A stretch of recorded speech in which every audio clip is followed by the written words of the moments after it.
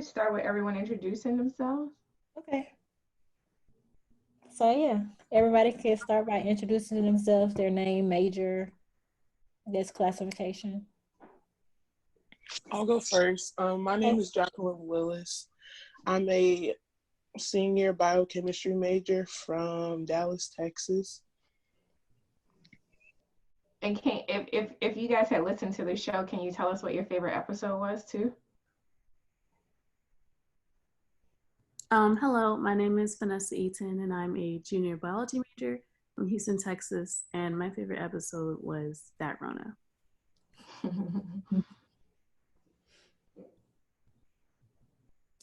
Hi, my name is Hayat Sabri. I'm a freshman chemistry major from Philadelphia, and my favorite episode was also that Rona. Hi, Um, my name is Kobe. I'm a junior biochemistry major from Maryland. Hi, I'm Auntie. I'm a junior math major from Tallahassee, Florida. My favorite episode so far has been Up in Them Jeans.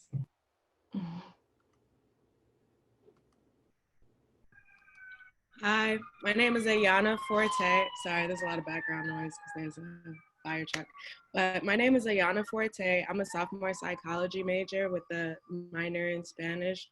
And my favorite, from Chicago, Illinois, my favorite episode was Abigail's story.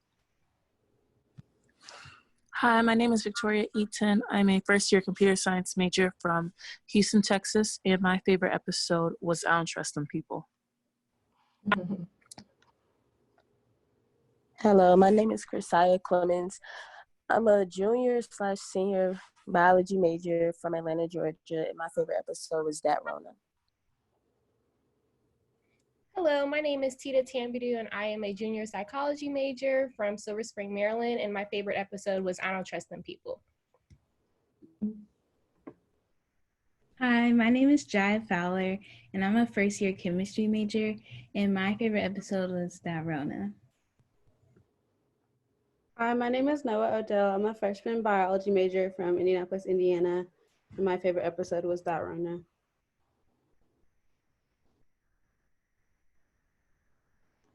Hi, my name is Kamaya Knight. I'm a sophomore biology major from Millbrook, Alabama.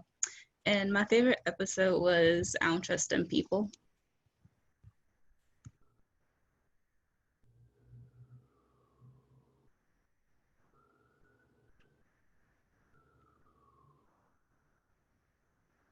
Okay. How do you want to move forward, Stephanie? I think that's everybody. I guess I'll introduce myself again. I think I've met a lot of you. That was this year actually, huh? Yeah, you everybody on the street. Yeah. I met you guys in January. So you guys know who I am, and I'm the host of the podcast. And I invited some people from the team on the podcast. I'll let them introduce themselves. Good afternoon, guys. My name is Sam Riddell. I'm the lead producer of In Those Jeans, and I'm from Queens, New York. Hi, my name is Chad Milner. I'm the music producer for In Those Jeans. I'm also from New York and Morehouse class of 07.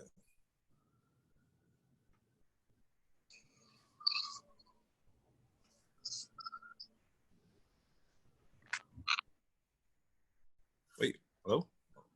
Yeah, we can hear you.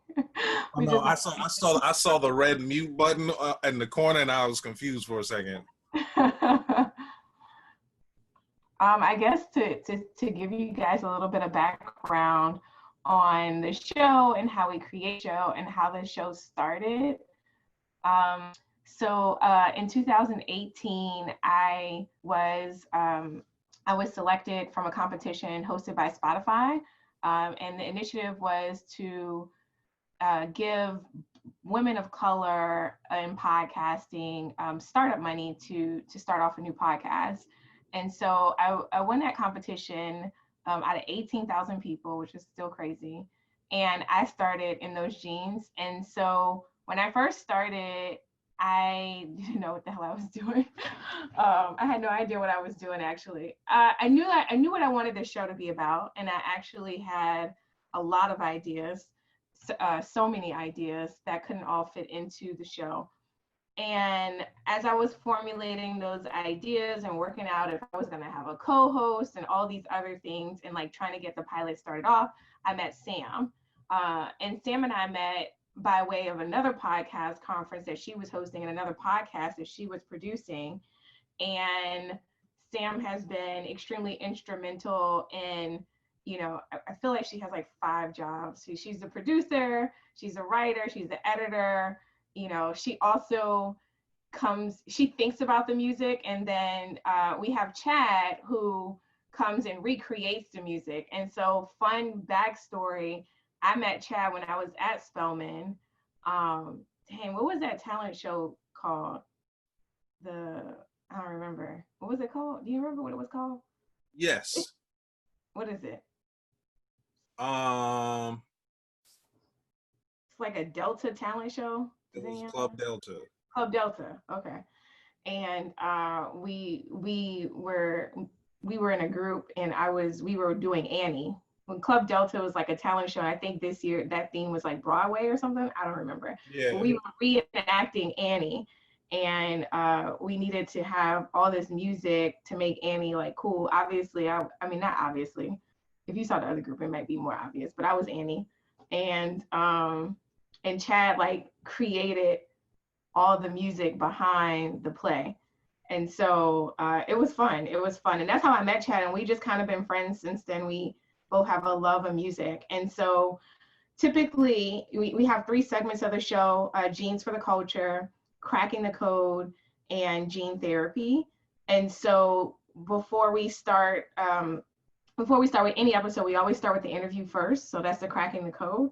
And then we think about, you know, what is the lesson that we want to teach in Genes for the Culture, which is, you know, a segment where we break down a genetics topic using Black culture and then lead that. Sometimes it's connected to the Cracking the Code interview, sometimes it's not.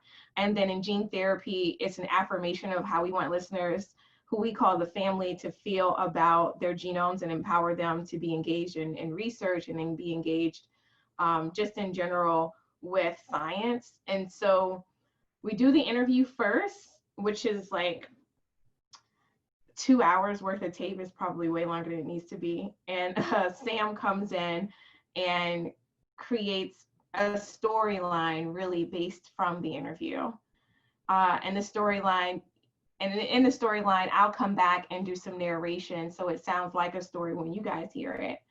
And in a process of cutting that tape and bringing things together, we also create music and bring music into that. I don't know if I'm missing anything, Sam, if you have anything to add to that, if I'm describing what you do right. No, that's pretty much it. I would say in addition to narration, we have like little skits and little like sound bites to support it and just make it more like audibly engaging and entertaining, but that's pretty much it. It's easier said than done. Oh, it's a lot of work. And you know, hearing you guys say you like the Dat Rona episode is nice, because that episode literally came together in 3 days. And that's the shortest time we ever did it. And at first we were like, we're just gonna do a conversation. And then it somehow turned into a full episode with Genes for the Culture and Gene Therapy. It was like, we're gonna just do this. And so it was just like 3 days of a lot of work. And a lot of the things that we talked about in that Dat Rona episode are resurfacing now in the news. And ever since the Dat Rona episode, we added a COVID-19 update, which is, you know, has been quite successful too. So the skit, one of the skits that Sam is talking about, that I think one person said they liked Abigail's story a lot. We had this skit in there with Scarlett Johansson and Cat Williams. It's one of my favorite.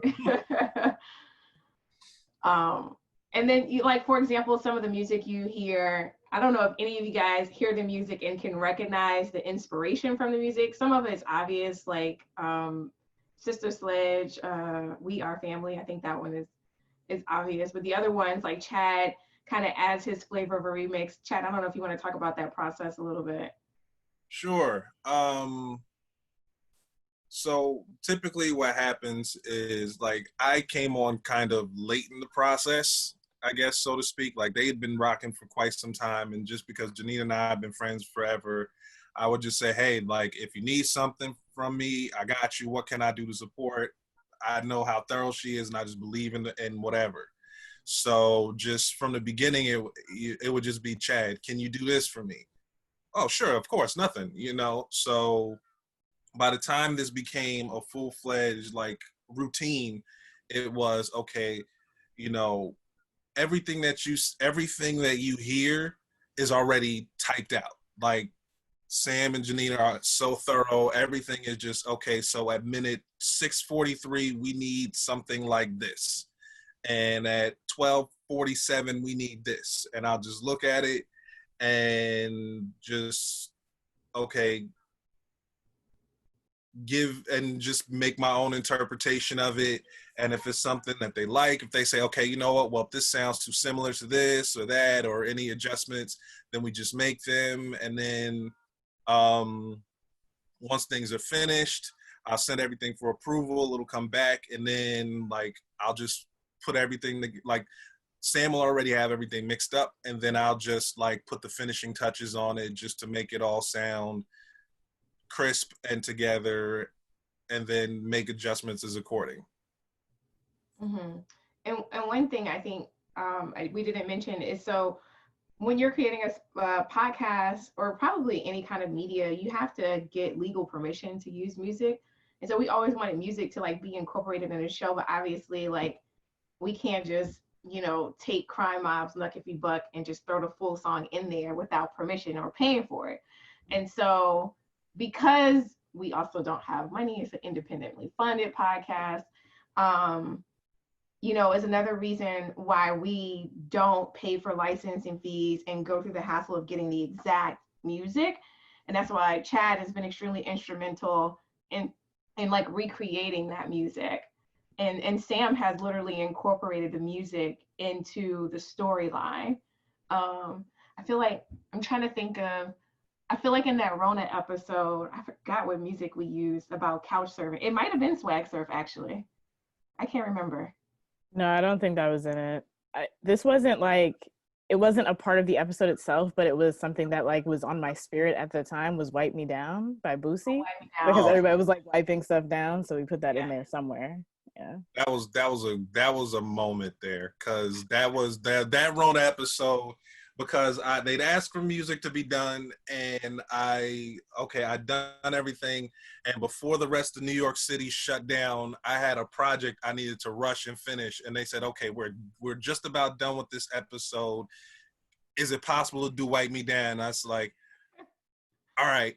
And in 15 minutes, 20 minutes, here you go, before I ran out the door. Oh, wow. But yeah, like a lot of that stuff, like I give credit to Sam for, because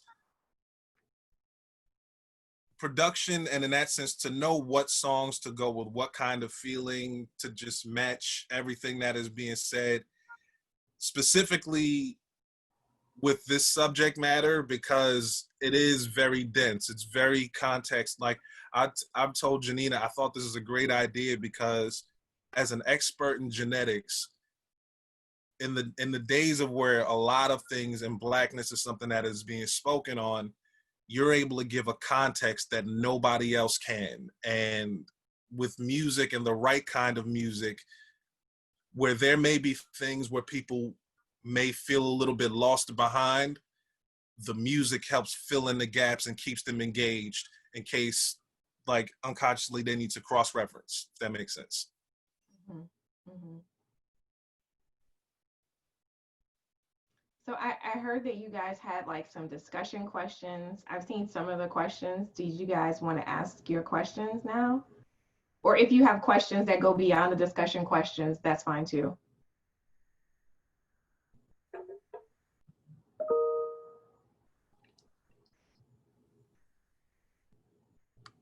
I actually have a question, Dr. Jeff. So based on your research and experience with COVID-19, what are your thoughts about Georgia like reopening? Yeah. So my research in terms of COVID-19 is all focused on the podcast and just my own natural curiosity. I'm not an immunologist by training. but or virologist. My thoughts is that it's just prolonging everything. So I think of we look at China. China closed down the world very early on, and people thought it was very drastic. And obviously, China has its issues with its type of government. But we now are like 10 times the amount of cases that China has now. And China is back up and running or slowly getting there. And I think when we move too quickly, we're playing the long game, and it's going to be more painful and more people are going to die. And that's what I don't like about that, because it's inconsiderate of the people who have no choice, and it's inconsiderate of those businesses that really actually need the revenue. It motivates them to kind of expose themselves to the virus. And unfortunately, if something bad were to happen, a lot of these populations, as you guys are seeing in Atlanta, are Black and brown populations. And that's unfortunate. I think if we had handled this, there's a report that came out, I think yesterday or maybe even today, that the first COVID case was actually not in Seattle, that they realized the first COVID case was a person who died in California in January. And so like that just gives you perspective of how much we don't know. And because we don't know so much, we should not make any urgent actions. But the thing that happened in Georgia, Tennessee, all of these red states, I think are highly motivated by politics. And you see these protesters around the country trying to get the country to open back up again. Thank you.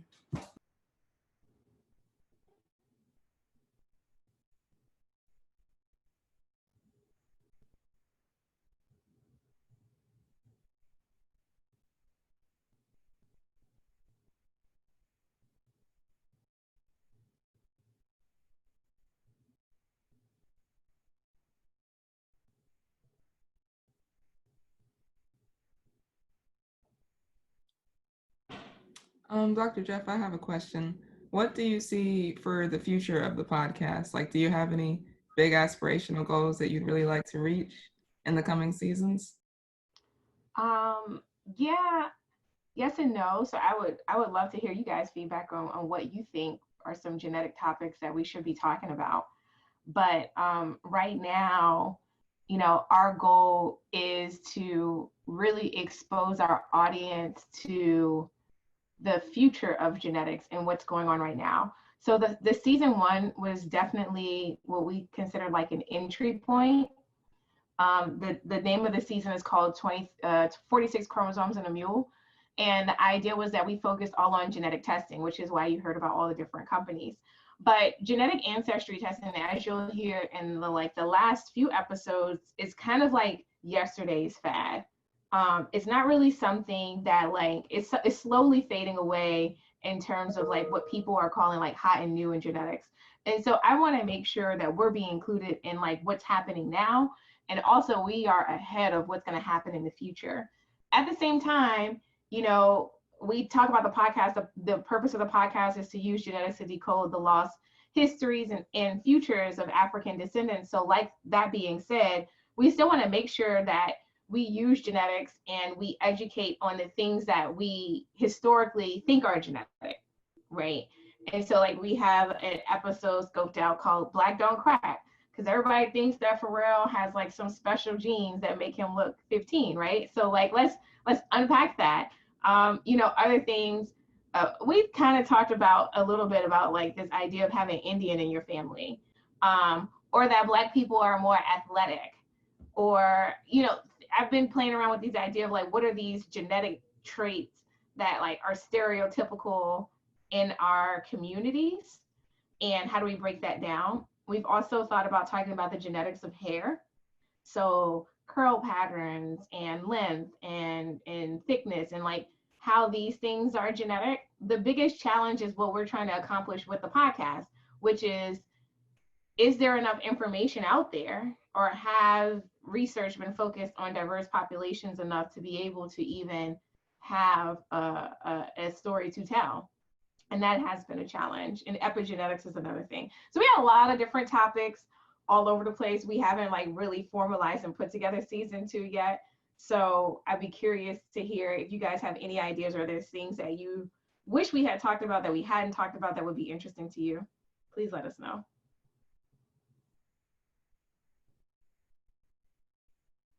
Could you talk about your favorite experience, maybe, or maybe just your favorite part of working on the podcast? My favorite experience. I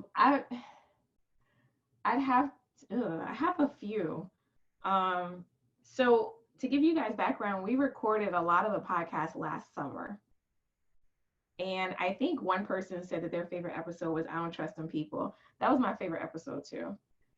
Because it was an episode that Sam and I did the interview with Shaniqua Collier. That's the Damn Gina episode. And we also did another interview that didn't make it into the season in DC. We literally took a flight from DC, went to New Orleans, spent one day in New Orleans. And what I mean to tell you guys, we knew that this was going to be an Elders angle, but the original angle that we had didn't happen because my uncle said he was going to be in New Orleans and he wasn't in New Orleans. Anyway, long story short, I think I literally drafted questions while we were on the plane. And we went down to New Orleans and my aunt, was having this gathering for her class reunion. And it was just fun to hear their interpretation of genetics. And also, like we say in the episode, this really happened. We walked in there, they looked at us like we had horns growing out of our faces. And then within 5 to 10 minutes, we mentioned ancestry and they're like, oh, okay. And they had so many opinions and like, it's just so many things to say. So that was probably one of my favorite experiences. I also, even though it was not exactly fun, enjoyed putting together the Corona episode because it just really showed me like, and really probably everyone else could speak for this too, like showed us that we have a system and it works. And, we're like a well-oiled machine. We just need more people and money. How do you stay motivated and like keep the ideas rolling as you go along?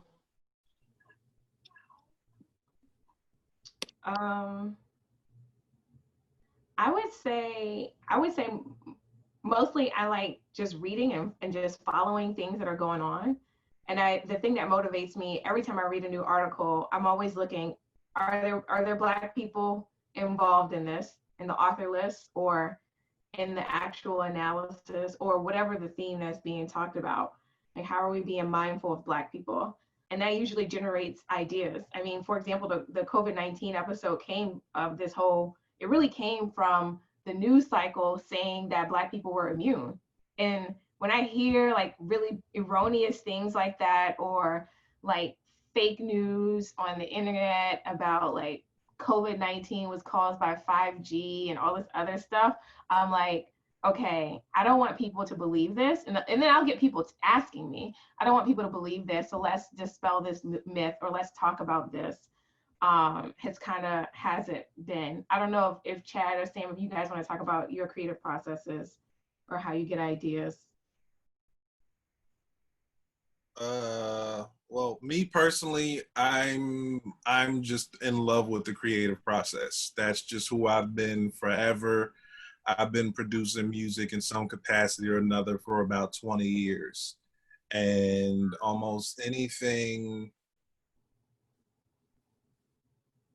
to learn or to tell a good story, I'll learn it and figure out what I can do to add to it. And just my personal mantra just in life when it comes to people is, what can I do to add value to whatever? If you're a friend of mine or anytime I go into a situation, my first thought is how can I add value? So like I said, with this and Janina specifically, like my own personal story, after a while, I like working on music was something that died down for me. So as these episodes started happening, I started producing the music and stuff around September.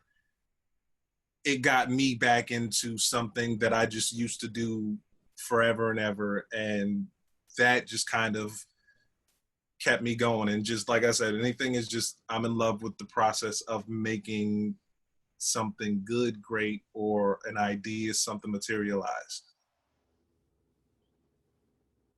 Yeah, not to steal Chad's answer, but I really also enjoy creating things. And I also, like, for as long as I remember, I've had a really, really big imagination. And I think with this show, like working with you and sitting in the writer's room and doing my own research and learning so much about genetics just fuels that imagination. And I think the beauty in it that comes out here with us being an independent podcast is that I can actually lean into that imagination, and I can like lean towards where my natural instinct is telling me to go, and like you'll say, yeah, that's perfect, and it just kind of like feeds in and of itself. So I think knowing things or learning more things and just like letting yourself imagine is like my creative process for this. And this is the writing room, guys. and the kitchen table. And this is also where we record too. This the microphone right there. Anyway. I had a question. Dr. Jeff, who would you say is your target audience, and how do you think you could expand your target audience? That's a good question. So I would say we're still trying to understand who our target audience is.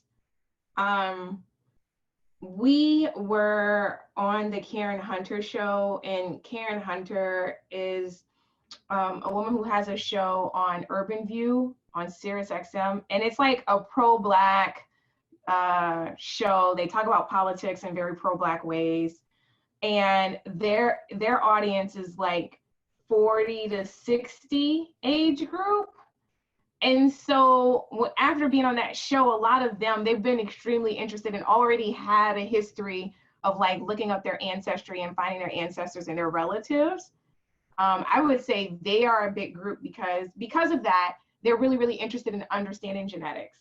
And so I wouldn't say that that's our target audience, because obviously, you know, from my experience, that age group doesn't like cussing so much, you know, and they definitely don't like hip hop. So I don't know if that's that, but, you know, I like to say Black people from the ages of 18 to 40, but obviously we expand beyond that. And I say science enthusiasts. More recently, the podcast has been used in educational modules, like how you guys listen to the podcast. We also have the Northwestern Correctional Facility University program that also listens to the podcast in their genetics and evolution class. And so I think it's really cool that the podcast is being used for educational purposes too. I don't know if you guys like learn, you know, maybe you guys could tell us if you learned something from the podcast that you didn't know. And, you know, specifically if learning something through Black culture made a different experience than how you learned in your normal biology class.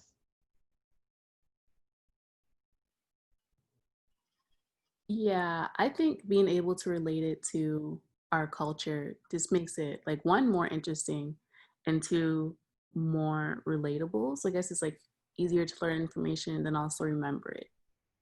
So I enjoy like going along the podcast because I'm a biology major. So I've taken like genetics and cell biology. So like hearing you like describe the things, I'm like, oh my gosh, like that's kind of the way she describes it. It's much more interesting than the way I learned it in class.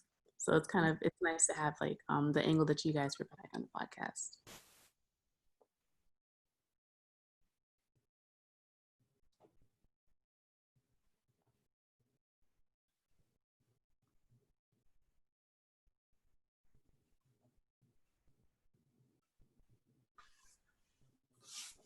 I guess if anyone else wants to share something that they learned from the podcast through the way that we teach it.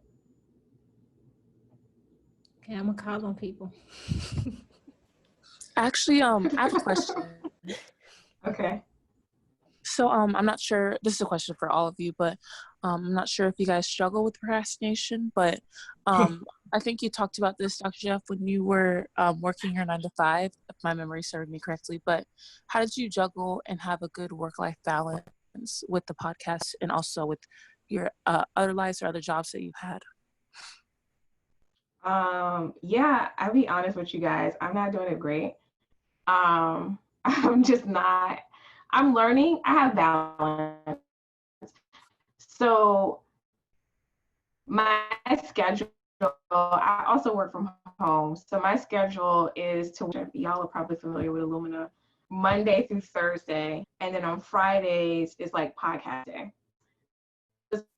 The schedule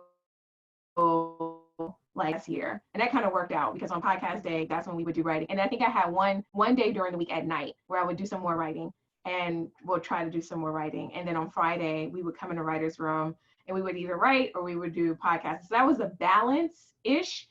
But because there's only 4 of us, one person is not here, but because there's only 4 of us, you know, we have to do marketing. We have to do donation. We have to do social media, I guess it's marketing. We also, you know, are editing and writing the podcast and putting it together and all this other stuff while also having another job and trying to have a life. So I try, that's my loose schedule of trying to do things. But obviously, you know, if I work really hard Monday through Thursday, Friday, I'm like, oh my gosh, I'm tired. Or if I'm trying to work during that weeknight. So I'm still learning. My advice, one thing that I do is I'm like a calendar junkie. And so everything is on my calendar, even like work blocks. I am going to work on this, and I adjust it every time. Like if I slack off, I try not to like be too hard on myself and just like, okay, now you have to stay up a little bit later, or now you have to wake up a little bit earlier the next day. And I try to like look at my calendar, but also like if I make a calendar and it's unrealistic, go back and be like, okay, you try to do all that stuff, but this is what actually happened. So also update it to like what I actually did versus what I aspired to do, and try to learn like, okay, you can't have back to back things. You need to have like 2 to 3 hours to play with to move things around. But I still procrastinate. And I think for me, when you're talking about creating something and being creative, for me, and I'll let the others speak, I have to be in a space for it. So it kind of doesn't really fit into a calendar. It kind of fits into when my brain is ready. And on the writing side, I, you know, do the research first, which I love doing. So I like reading all the papers. I can go down several rabbit holes and then have conversations with my science friends. And then maybe like right before we were about to record, I'm like, okay, I guess I should write now. And then I'll just start writing, which is probably not the best method, but that's kind of how I handle it. Yeah, I would say for me, procrastination has been something that I've dealt with like for my whole life, to be honest. And it's particularly difficult now because I'm a freelancer and I do work from home and I don't have like a set schedule. So it's either like large swaths of time of not doing anything or large swaths of time of just working, and neither of those is good for you. So I've become a calendar junkie as well, to the point where like I block out work time, but I also block out rest time and I block out fun time. So that's really helpful for me. And then also in terms of procrastination, I don't know if anybody else is like this, but I'm like the type of person who, like, if I'm doing research for In Those Genes, for example, like I'll be on a research website and then I'll see something else that's cool.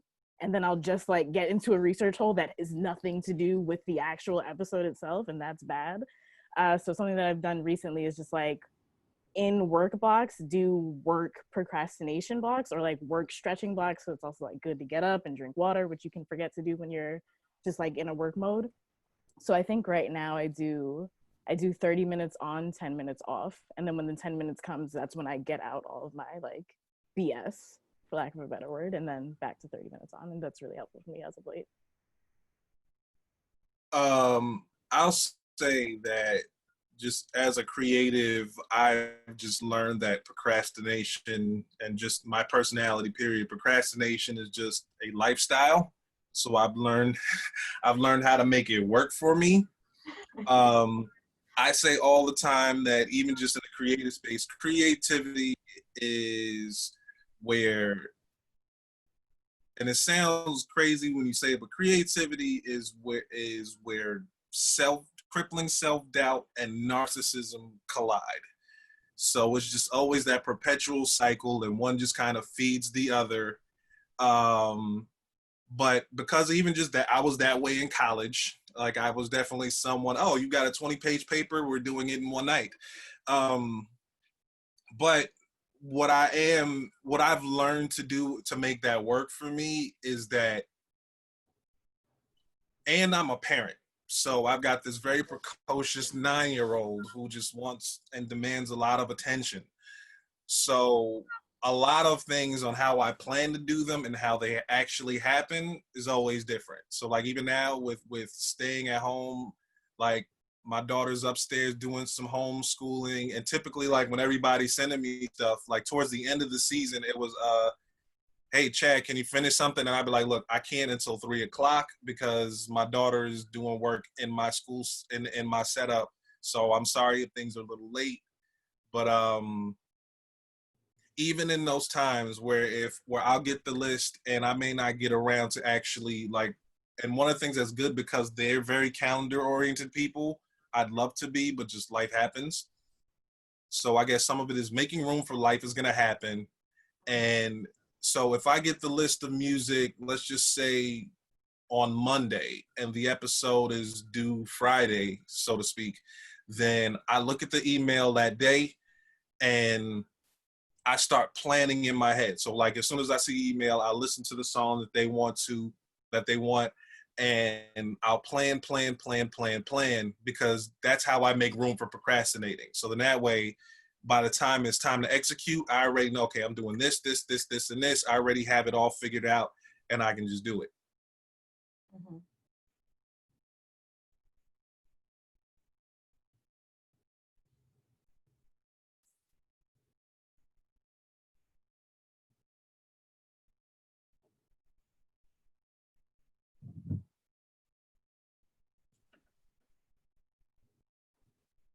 Y'all know Miss Bird is about to be calling on y'all in a second. Yeah, I posed a question in the group me, which was a discussion question, and I was trying to get your thoughts on that. Oh. Because a lot of them didn't respond on the Moodle, and I thought it was a good question. Oh yeah. The question is, what are your thoughts on genetic testing for ancestry? Have you taken ancestry tests, or would you consider taking one? Why or why not? Actually, I'll point you guys to an episode. So on episode 10 is called Janina Part 1. I actually take a genetic ancestry test or not, and my thoughts on it, and I go into my thoughts on it. So I'll just really briefly say my thoughts on it is that there's a lot of things that are missing. So if you heard the Abigail story, you heard what happened with 23andMe. There's just a lack of transparency, and even if you heard the kinfolk episode with the Black-owned genetic testing companies, there's a lot that's missing. None of these companies really care about community, which is really important to me. And so for the reasons that are important to me are the reasons why I would not consider taking an ancestry test. However, I do think that the tests are, can add value to people's lives. And I do see how it can be used, particularly in the context of looking for your relatives. If you've been adopted or you don't know a lot about your family, I think genetics is a much more accurate way, particularly if you're Black too, because we don't have a lot of historical records. And so those are my quick thoughts.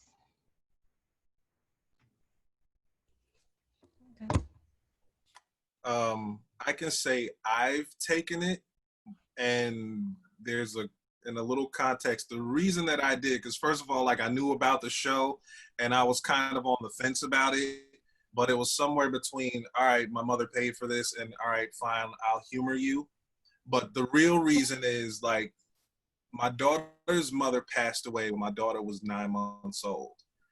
And like my daughter's mother went to Spelman, and like she didn't find out until she was 23 years old that her father wasn't her father, and her father was some Puerto Rican guy in Rochester. And if you look at my daughter, you can see, okay, you're mixed a little bit with something else other than Black. So like I did it somewhere just to kind of give her an idea of identity, and just so that somewhere between where she can see from a context standpoint, okay, you know, here's some questions that I may not be able to answer for you completely, but hopefully this can fill in some of the blanks and we can figure it out together. I think, so what are the questions? Genetic testing for ancestry specifically, just from like everything that I've learned working on the show, I don't think it's accurate enough for me to want to do that. Like, what does my great lineage look like or anything like that? But so I haven't taken a test, but my mom, before she died, took ancestry specifically, and she did that in hopes of finding her family because she was adopted. And like, unfortunately, we didn't get any matches when she was still alive, but since she's passed on, like, I've met her mother's side of the family and I know her father's side of the family, and I like answered a question that was like on her spirit for her entire life. So like, if she hadn't done it before she died and I knew that I could do it to help her family members, I still would do it for that purpose, but I wouldn't do it for ancestry or medical purposes, no.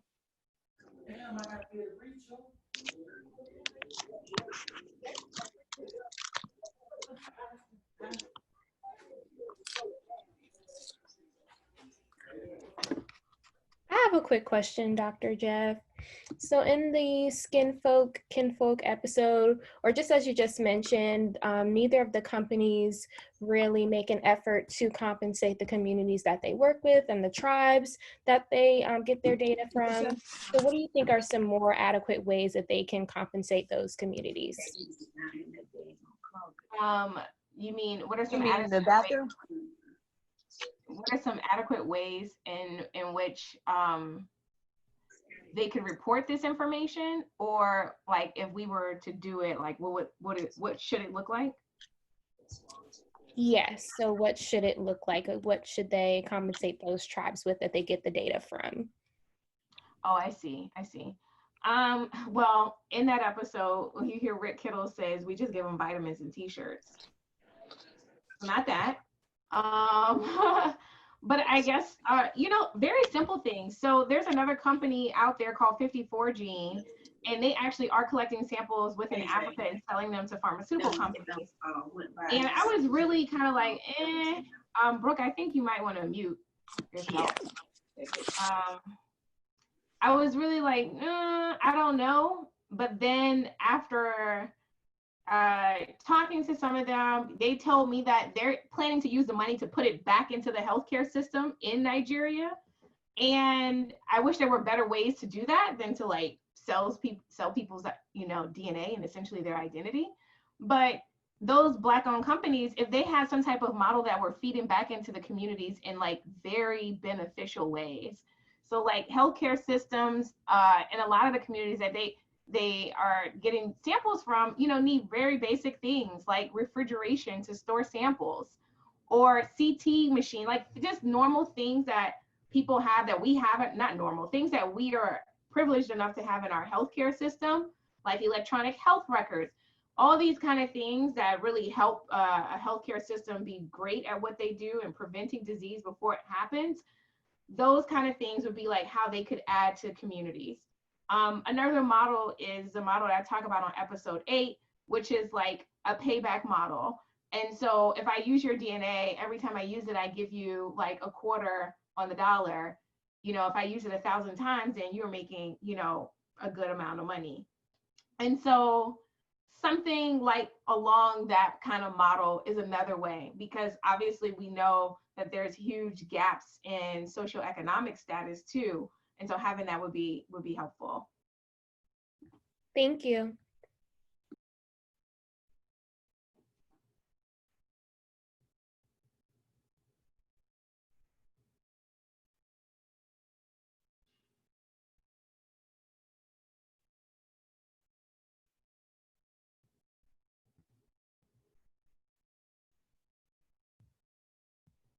Any more questions or comments?